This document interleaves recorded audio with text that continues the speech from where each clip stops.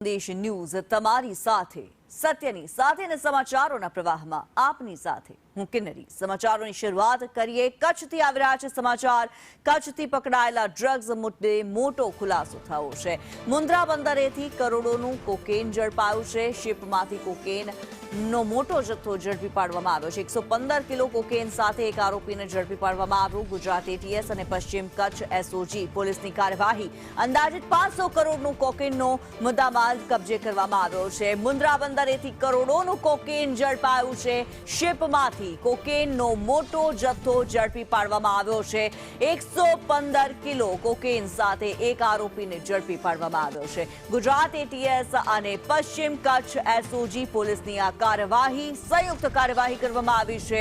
અંદાજિત 500 કરોડના કોકેનનો મુદ્દામાલ કબજે કરવામાં આવ્યો છે। કચ્છના મુન્દ્રા બંદરેથી કરોડોનું ડ્રગ્સ ઝડપી પાડવામાં આવ્યું છે।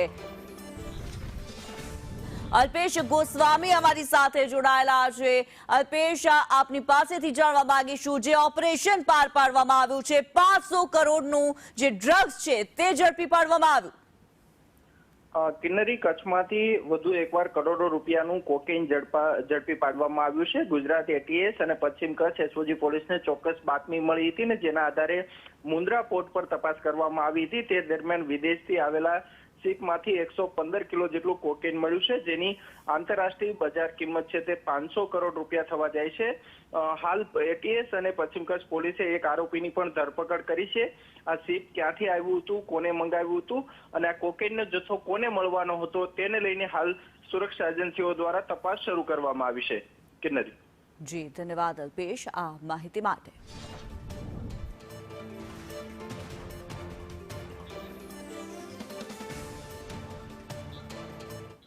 સમાચારોમાં આગળ વધીએ। મોરબી જિલ્લાના હળવદ પંથકમાં પીવાના પાણીની ગંભીર કટોકટી સર્જાઈ છે, જ્યાં હવે માત્ર 3 થી 4 દિવસ ચાલે એટલો જ પાણીનો જથ્થો બચ્યો છે। આ વિકટ પરિસ્થિતિ વચ્ચે હળવદના ધારાસભ્ય પ્રકાશ વરમોરાએ પાણી પુરવઠા અને નર્મદા નિગમના જવાબદાર અધિકારીઓ સામે મોરચો ખોલીને ગંભીર આક્ષેપો કર્યા છે।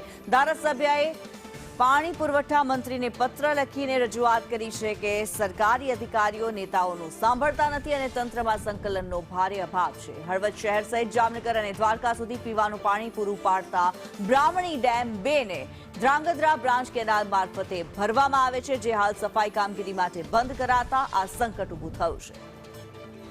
જગદીશ પરમાર વધુ વિગતો જણાવી રહ્યા છે। જગદીશ, પાણીનું મોટું સંકટ। કિન્નરી, જે પ્રકારે વાત કરવામાં આવે તો હાલ કાળઝાળ ગરમી છે ને આ કાળઝાળ ગરમી વચ્ચે પીવાના પાણી અને વાપરવાના પાણીની પણ જરૂરિયાત વધુ હોય છે। આ સંકટ વચ્ચે ધ્રાંગધ્રા બ્રાન્ચ કેનાલ છે તે સાફ સફાઈ માટે બંધ કરવામાં આવી છે।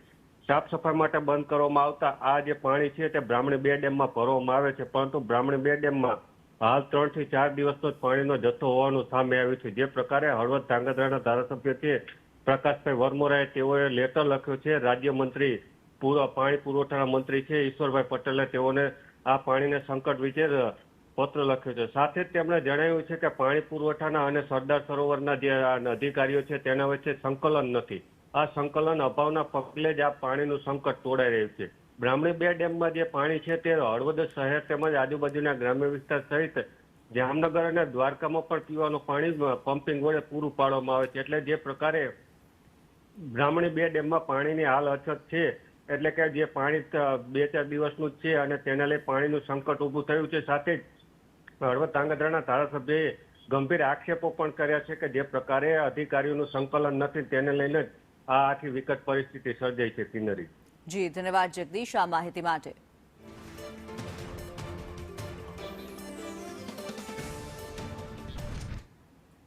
રાજ્ય